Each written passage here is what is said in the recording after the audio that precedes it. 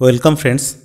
যে সমস্ত ছাত্রছাত্রী 2024-25 সেশনে একাদশ শ্রেণীতে ফেল বা পরীক্ষা দেয়নি, সেই সমস্ত ছাত্রছাত্রীদের জন্য উচ্চ মাধ্যমিক শিক্ষা সংসদ বিজ্ঞপ্তি প্রকাশ করেছেন গত 22 মে 2025। সেই বিজ্ঞপ্তিতে কি বলা হয়েছে আমরা একবার দেখে নেব।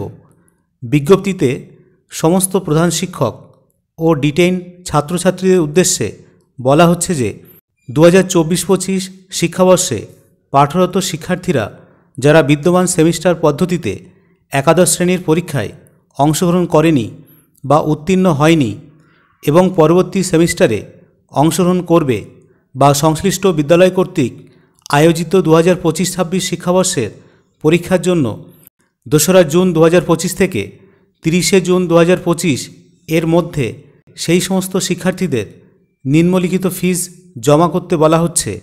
তাদেরকে জমা করতে হবে রেজাল্ট প্রসেসিং ফিজ 40 টাকা, কনভেনিয়েন্স ফিজ 30 টাকা, টোটাল 70 টাকা তাকে জমা করতে হবে। যদি উপরিউক্ত তারিখের মধ্যে ফিজ না দেওয়া হয় বা বিলম্ব হয়, সেক্ষেত্রে শিক্ষার্থী প্রতি 150 টাকা জরিমানা করা হবে।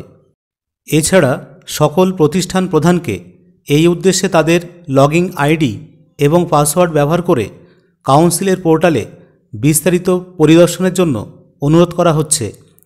নোটিশটি করেছেন উচ্চশিক্ষা সংসদ সভাপতি চিরঞ্জীব ভট্টাচার্য।